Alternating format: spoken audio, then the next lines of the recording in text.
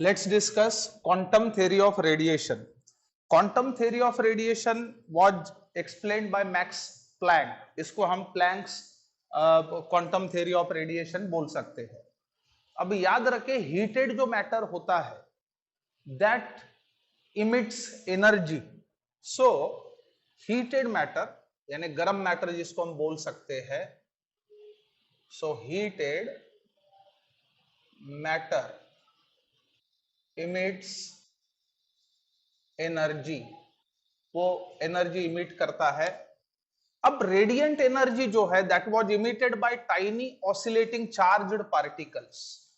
Radiant energy was emitted by charged tiny particles. ये पहले हमारा मानना था, याद रखें.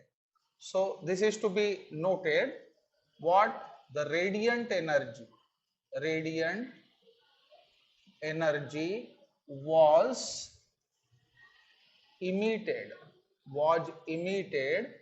by tiny oscillating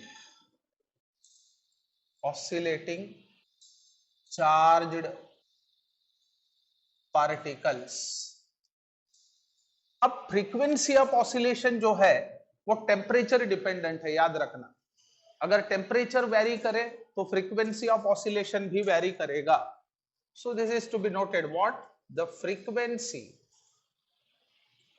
frequency of oscillation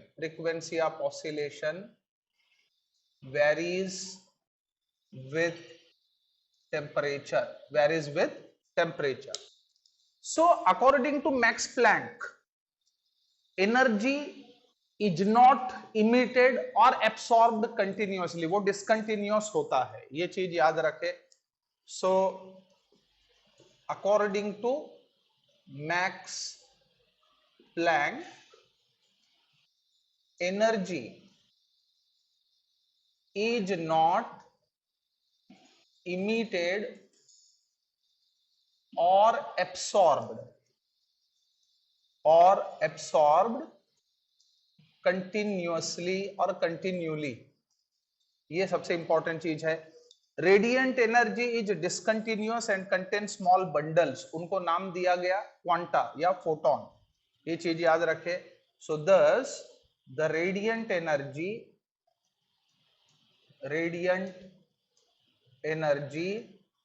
is discontinuous and contains, what it consists of, contains small bundles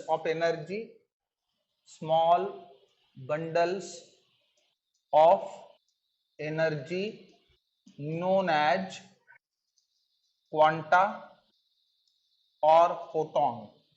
इसी को हम फोटोन भी कह सकते हैं. दस रेडिएंट एनर्जी इज क्वांटाइज्ड, इससे हमें पता चलता है. सो thus radiant energy is quantized.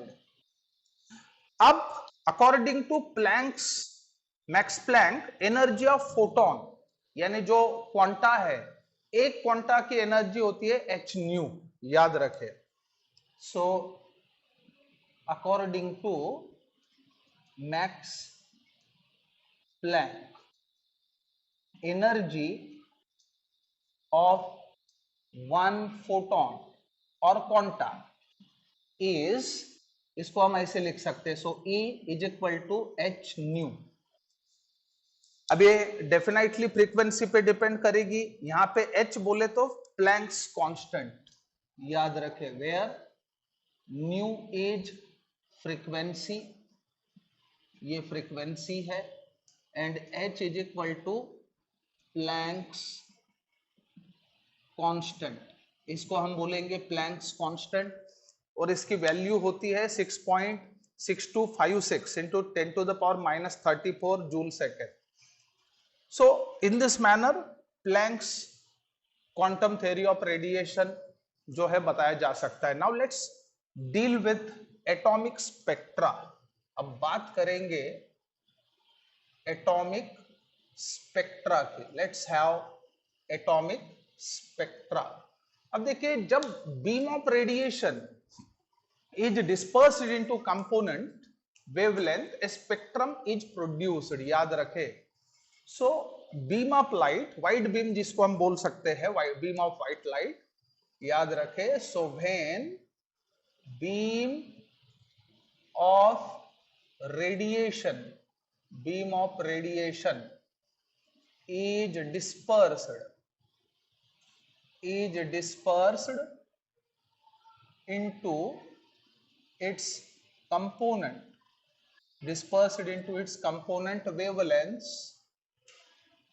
wavelengths, a spectrum is produced. याद रखें, ये काम हम कर सकते हैं यूजिंग प्रिज्म के माध्यम से ये चीज हम कर सकते हैं, स्पेक्ट्रम प्रोड्यूस कर सकते हैं। So using prism spectrum is obtained और प्रोड्यूस्ड। एक चीज याद रखो, अब ये प्रिज्म क्या करेगा, it डिस्पर्सेस white light into its component containing 7 colours. अब उसका जो रेंज होता है वेवलेंथ का 400 से लेके 700 नैनोमीटर के बीच होता है, यानी वो विजिबल लाइट है, 7 कलर्ड लाइट रेज जिनको हम नेकेड आई से देख सकते हैं। सो इसमें होगा क्या, so prism, what prism does, so prism disperses white light into its components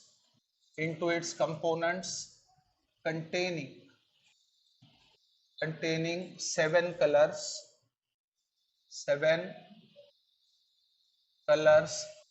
radiation, 7 color radiation of wavelength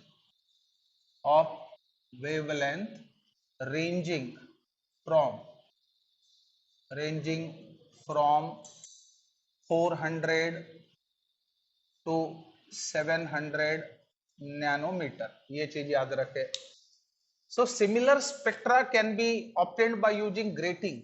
हम ग्रेटिंग से भी ऐसा स्पेक्ट्रा बना सकते हैं। अब ये ग्रेटिंग क्या चीज है, एक पॉलिश्ड सरफेस है, उसको पैरेलल लाइंस खींचे, वो भी वही काम करेगा जो प्रिज्म ने किया। सो similar spectra can be obtained by using grating, which is made by scratching what closely spaced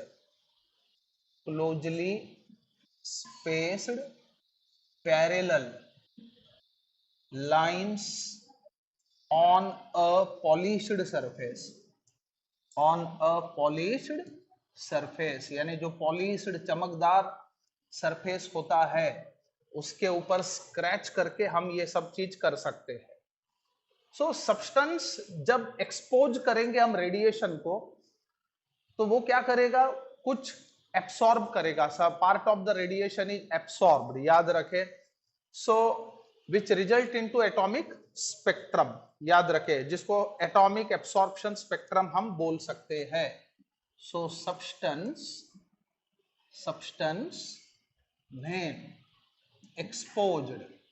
when exposed to the electromagnetic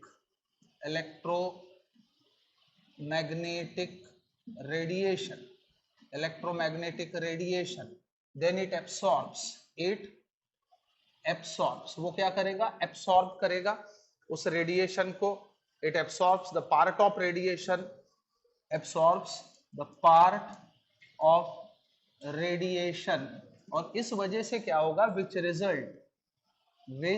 result into atomic absorption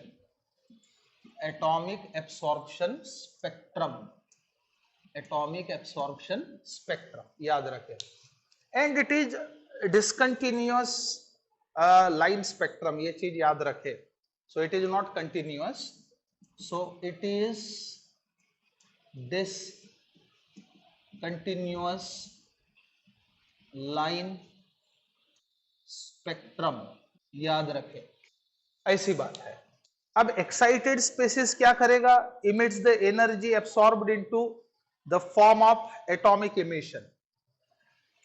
excited species का मतलब, मान के चलो उसने एनर्जी एब्सॉर्ब किया है, एनर्जी एब्सॉर्ब करने के बाद उसकी एनर्जी ज्यादा होगी, that is said to be excited. So what that species does, it emits the energy. So याद रहे, excited species emits the energy absorbed. Excited species emits the energy absorbed in the form of atomic emissions. Atomic emissions, ये चीज याद रखें. अब the discrete lines in the absorption और emission spectrum support the quantum theory of radiation. याद रखें, जो discrete lines होते हैं वो इस चीज को सपोर्ट करते हैं. So this is to be noted also. So what the discrete